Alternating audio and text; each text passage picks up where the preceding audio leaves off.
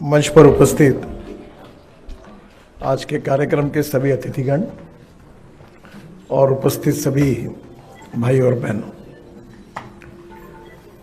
मुझे बहुत खुशी है कि विशेष रूप से कश्मीर, जम्मू कश्मीर, देश का इतिहास, संस्कृति और विरासत बहुत बचपन से लेकर हम इस विचार से और इस संस्कार से लगातार जीते हुए आए हैं। जब पहली बार मैंने राजनीति में काम करना शुरू किया तो मैं इमरजेंसी के खिलाफ अपने कॉलेज का वो करियर का उस साल को छोड़कर मैं राजनीति में आया। और उसके बाद लगातार एक बात याद आती थी कि जब भी कोई आंदोलन होता था तो हम बड़े इसमें नारा देते थे, जहां हुए बलिदान मुखर्जी वो कश्मीर हमारा है। और बाद में वो एक प्रकार से वो नारा हमारा एक स्वभाव बन गया।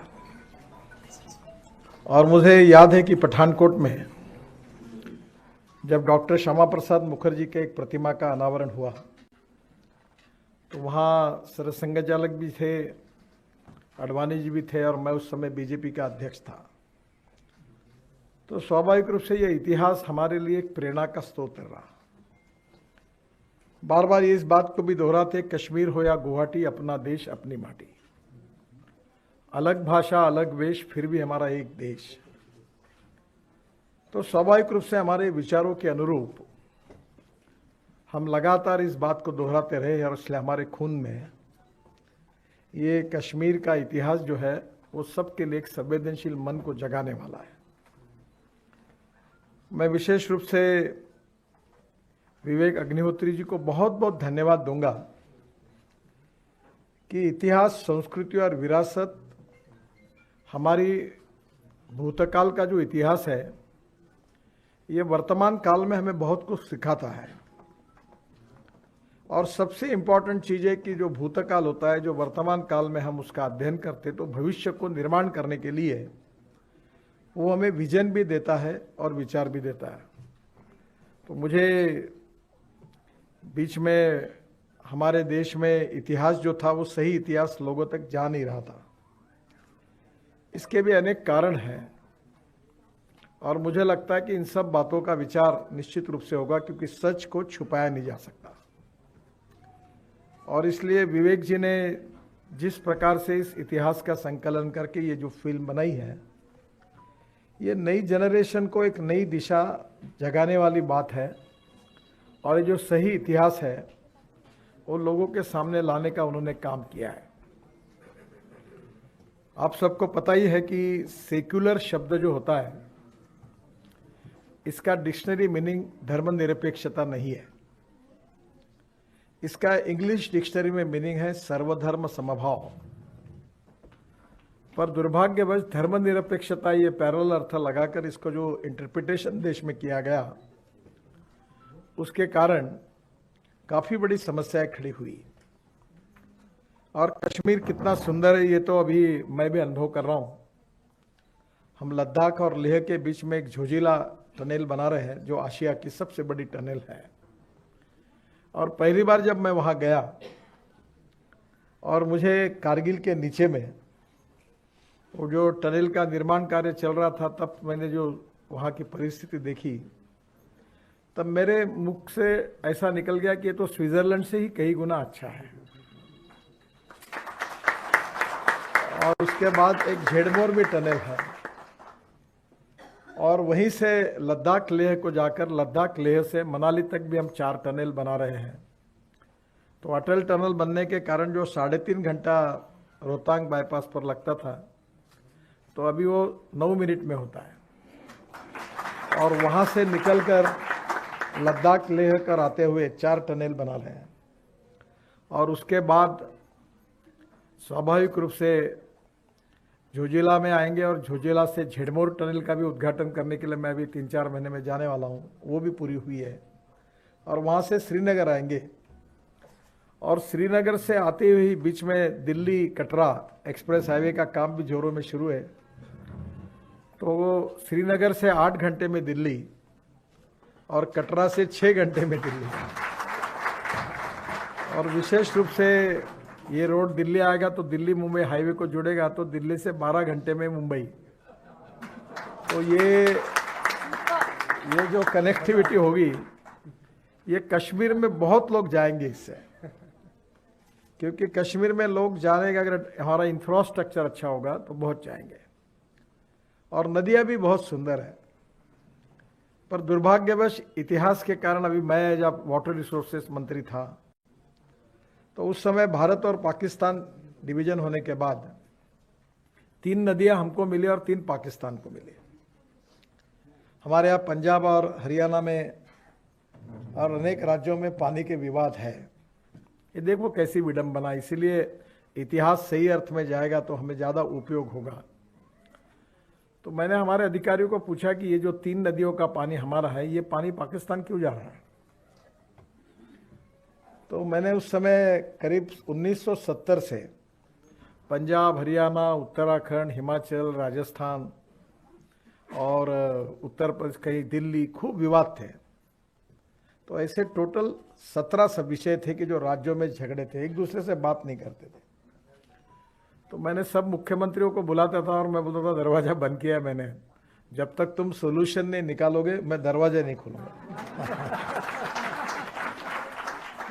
तो एक 3-4 विषय रह गए, बाकी 13-14 विषय सॉल्व हुए। और हमारे कश्मीर में पानी पाकिस्तान में जा रहा, उसके ऊपर जनता आंदोलन नहीं करे, कोई बोल नहीं रहा था, जो हमारे अधिकार का था। पर पंजाब और हरियाणा में आपको पता है कि किस प्रकार का माहौल बन गया। और बाद में हमने, सतपाल मलिक जब थे अपने गवर्नर, तो मुझे याद है मैंने अमरिंदर सिंह और उनके मुख्य सचिव को ऑफिस में आए थे, मैंने उनको कहा कि ऐसा ऐसा करो, मैं तैयार हूँ। तो मैंने सतपाल मलिक जी को फ़ोन किया कि मैं ये चीफ सेक्रेटरी पंजाब को भेज रहा हूँ, आप इसका एग्रीमेंट करके तुरंत मुझे 3 दिन में आप भेज दीजिए। और देखते देखते सब हो गया। और अभी मेरा विश्वास है कि हमारे यहाँ इतना पानी पंजाब को, हरियाणा को, राजस्थान को मिलेगा कि जो हमारा अधिकार का पानी है, जिसके लिए पाकिस्तान ने बाद में आपत्ति उठाई, पर हम अपने अधिकार के पानी को ले रहे हैं। पर इसका भी इतिहास जो था, उसके बारे में भी जनता अनभिज्ञ न थी, क्योंकि सच्चाई लोगों के सामने नहीं आई। और इसलिए मैं अक्सर ये भी अनुभव करता हूँ, विवेक अग्निहोत्री जी ने इस फिल्म में जो सच्चाई बताई है, उसमें एक सच्चाई है जिसका ऐतिहासिक सच ये है कि जो फंडामेंटलिस्ट है, धर्मांध है, उनकी संख्या जिस देश में 51% से ज़्यादा बनती है, वर्ल्ड के ऐसे एक भी देश में ना लोकतंत्र है, ना समाजवाद है, ना धर्मनिरपेक्षता है। सहिष्णुता, टॉलरेंस, ये हमारे भारतीय संस्कृति की विशेषता है। और उसमें ये पिक्चर देखते हुए भी आपको महसूस होता है कि कोई भी चीज़ को एस्टैब्लिश करने में 2 इक्वल लोगों में एस्टैब्लिश करना आसान है, पर एक व्यक्ति अगर उसमें उसी बात को मानता ही नहीं और दूसरा मानता ही रहेगा, तो फिर तो कोई उसका उपयोग नहीं होता। और इसलिए कश्मीरी पंडितों का जो इतिहास था, साहित्य, कला, नृत्य, नाटक, राजनीति, इतिहास, इसका बहुत अच्छा बैकग्राउंड है। पर धीरे धीरे जिस प्रकार से अफगानी अतिक्रमण आया और बाकी अनेक यहाँ जो अतिक्रमण कश्मीर पर आए, उसके आधार पर उसके विशेष रूप से स्वाधीनता मिलने के बाद में भी जिस प्रकार की राजनीति हुई, जो सेकुलरिज्म के नाम पर हुई, वास्तविक सही अर्थ है कि justice with all and appeasement of none, ये सही अर्थ में सेकुलर शब्द का अर्थ है।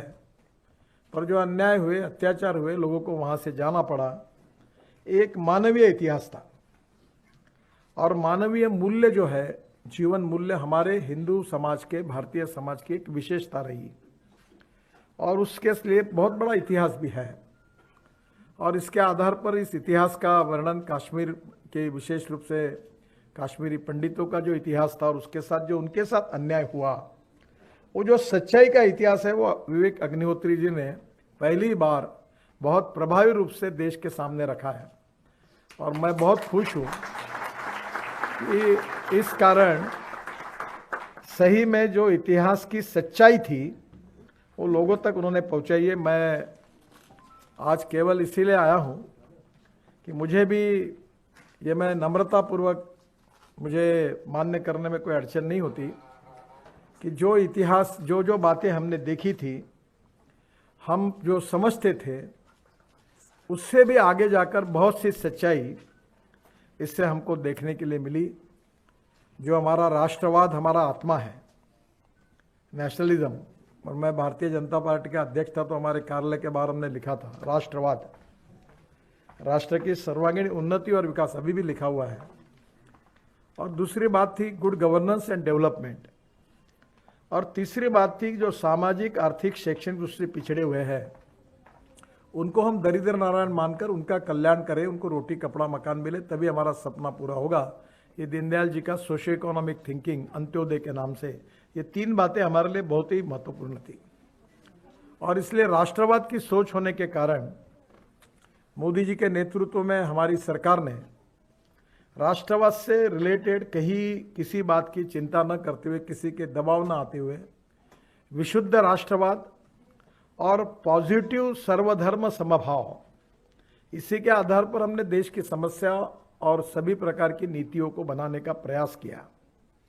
और मुझे पहली बार इस बात की खुशी है कि कश्मीर का सही इतिहास इसी परिप्रेक्ष्य में इस फिल्म के द्वारा लोगों तक पहुंचाने का काम हमारी कलाकारों ने किया है, हमारे दिग्दर्शक ने किया है, निर्माताओं ने किया है।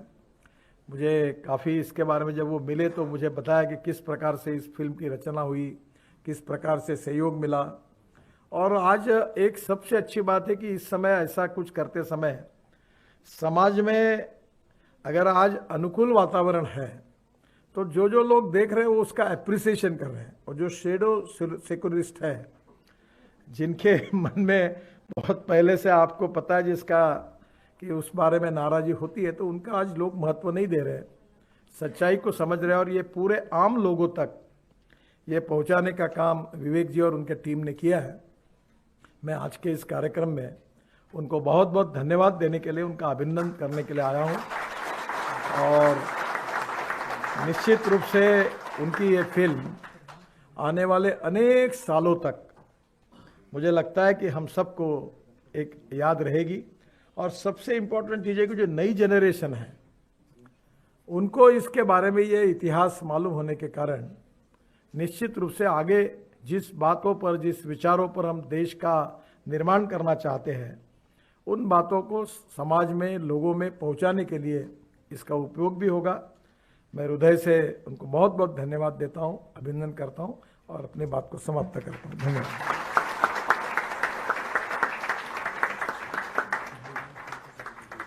बहुत बहुत शुक्रिया नितिन जी।